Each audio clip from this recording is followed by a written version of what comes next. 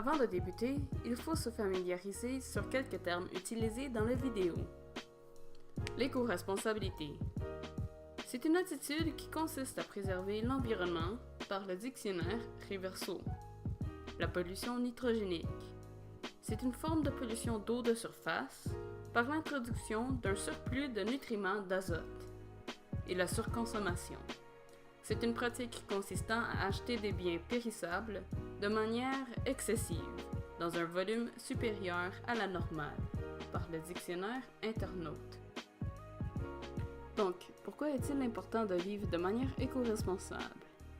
Il y a en effet plusieurs raisons pour avoir ce style de vie, comme pour aider à combattre le changement climatique et ses effets sur l'écosystème, pour préserver la planète et la rendre vivable pour les futures générations, pour réduire la pollution d'air et ses effets de serre, pour éviter des morts prématurées causées par la pollution d'air, pour réduire la pollution nitrogénique et augmenter la santé des côtes de nos sources d'eau, pour baisser le coût des factures mensuelles comme l'électricité, pour baisser le coût des dépenses habituelles, et pour sauver de l'argent sur des dépenses inutiles, et pour bien d'autres raisons encore.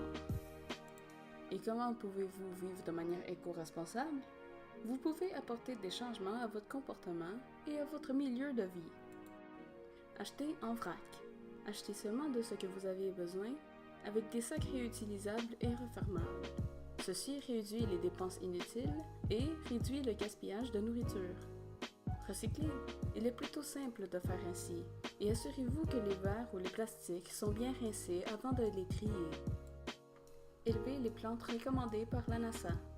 Les plantes comme la chrysanthème, la plante araignée, la dracaena, la figue pleurante, la lie de la paix, la fougère de Boston, la sansevieria à 3 bandes, le palmier de bambou ou la plante d'aloe vera sont tous des plantes qui purifient l'air et qui sont relativement faciles à entretenir selon la recherche de NASA. Évitez l'utilisation de pesticides, l'utilisation de fertilisants ou d'engrais, ce qui a le bénéfice de réduire la pollution nitrogénique, et l'utilisation de combustibles fossiles comme le charbon. Achetez seulement des meubles à double usage, seulement ceux que vous aviez besoin, ou acheter des meubles d'occasion, ce qui peut vous sauver un peu d'argent sur le nombre de meubles achetés et diminuer la surconsommation des ressources. S'il n'est pas déjà fait chez vous ou dans votre appartement, remplacez les aérateurs des robinets à ceux qui sont marqués économes ou économiques, puisqu'ils gaspillent moins d'eau. Remplacez les objets à usage unique. Il est plutôt simple de les remplacer avec d'autres alternatives. Par exemple, les rouleaux de papier essuie-tout peuvent être remplacés par des serviettes en tissu, ou bien les assiettes de papier peuvent être remplacées par des assiettes en plastique à usage multiple, ou par des assiettes en porcelaine. Pratiquez le compostage. Si vous aviez une cour arrière ou un balcon, il y a plusieurs options disponibles pour faire du compostage avec verre.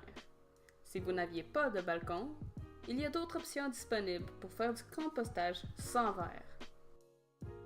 Déconnectez les appareils électroniques qui ont des prises électriques. Puisque, même s'ils ne sont pas en utilisation, ils consomment toujours un tout petit peu d'électricité. Réduisez le nombre de produits chimiques, toxiques ou cosmétiques autant que possible, tout comme les shampoings toxiques. Et remplacez les papiers de toilette normaux par des rouleaux de papier hygiénique recyclés. Si les produits sont dits non toxiques ou recyclés, il est favorable de les utiliser. Par contre, faites attention aux produits dits naturels, puisqu'ils ne sont pas nécessairement non toxiques à l'environnement. Utilisez d'autres moyens de transportation comme la bicyclette ou le transport public, autres que les automobiles si possible. Sinon, essayez de réduire la quantité de temps en voiture. Tout d'abord, il faut connaître ce que les numéros comme 1,5, 2,5, 3,5 et 4,5 représentent quand on décrit un appartement.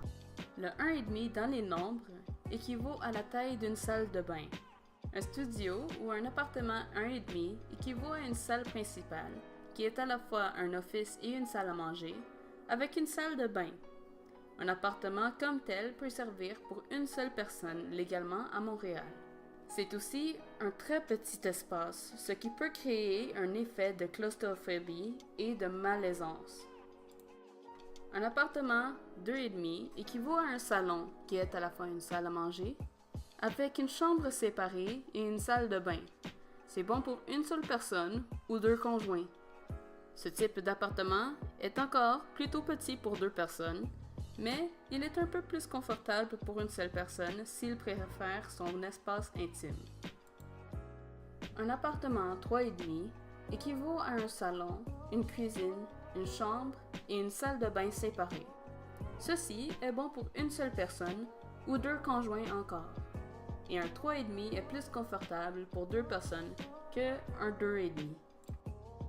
Puis, un appartement 4,5 équivaut à un salon, une cuisine, deux chambres et une salle de bain. Un tel appartement est bon pour des conjoints qui préfèrent leur intimité dans des chambres séparées et ou deux conjoints dans une seule chambre avec deux de leurs enfants. Qu'est-ce que veut dire certains termes pour désigner ce que les appartements incluent ou n'incluent pas? S'il est indiqué qu'un appartement est un appartement tout inclus, cela veut dire que le chauffage, l'électricité et l'eau chaude est payé par le propriétaire. S'il est indiqué qu'un appartement a un locker, ceci veut dire qu'il y a un entrepôt où les objets de trop peuvent être placés. Il sert un peu comme un garage dans une maison. Et s'il est indiqué qu'un appartement est semi-meublé, vous avez accès à différents services de meubles achetés par le propriétaire. Vous ne pouvez pas apporter ces meubles avec vous quand vous partez, et il faut d'abord s'informer d'avance sur quels meubles sont déjà disponibles. Vous pouvez acheter le reste des meubles en accordance avec ceux qui sont déjà là. Alors, quel type d'appartement est approprié pour les étudiants de nos jours? Il est recommandé par la Polytechnique de Montréal de vivre en colocation puisqu'il est avantageux pour les étudiants. La colocation permet de partager les coûts entre les deux locataires et permet de briser le sentiment d'isolation. De plus, les jeunes qui vivent en colocation ont plus de flexibilité pour la durée de la location.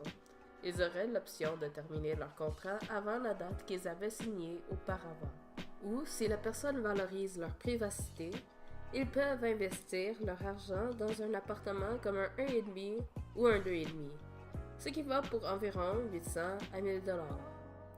Si la personne a un conjoint ou encore aime leur privacité, ils peuvent investir leur argent dans un 2,5 ou un 3,5, ce qui va pour environ 1000 à 1300 $. Tout cela est, bien sûr, selon leur budget mensuel. Ou, il y a l'option de vivre en résidence étudiante, ce qui peut apporter plusieurs avantages comme la proximité des services offerts comme le lavage ou les centres d'achat, et les chambres qui sont généralement meublées. Par contre, il y a des places limitées et il faut s'appliquer pour une place avant le 1er mars. De plus, chaque résidence étudiante offre différents services et il faut donc s'informer d'avance sur ce qu'ils offrent. Bref, ce serait tout pour aujourd'hui. Merci de m'avoir écouté.